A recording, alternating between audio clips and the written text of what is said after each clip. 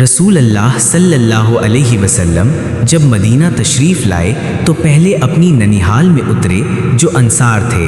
اور وہاں آپ نے 16 یا 17 ماہ بیت المقدس کی طرف منہ کر کے نماز پڑھی، اور آپ کی خواہش تھی کہ آپ کا قبلہ بیت اللہ کی طرف ہو۔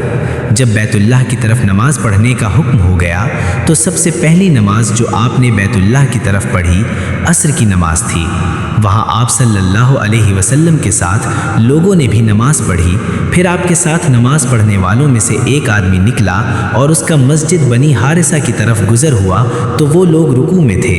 وہ بولا کہ میں اللہ کی گواہی دیتا ہوں کہ میں نے رسول اللہ صلی اللہ علیہ وسلم کے ساتھ مکہ کی طرف منہ کر کے نماز پڑھی ہے۔ یہ سن کر وہ لوگ اسی حالت میں بیت اللہ کی طرف گھوم گئے، اور جب رسول اللہ صلی اللہ علیہ وسلم بیت المقدس کی طرف منہ کر کے نماز پڑھا کرتے تھے، یہود اور عیسائی خوش ہوتے تھے، مگر جب آپ صلی اللہ علیہ وسلم نے بیت اللہ کی طرف منہ پھیر لیا تو انہیں یہ امر ناگوار ہوا۔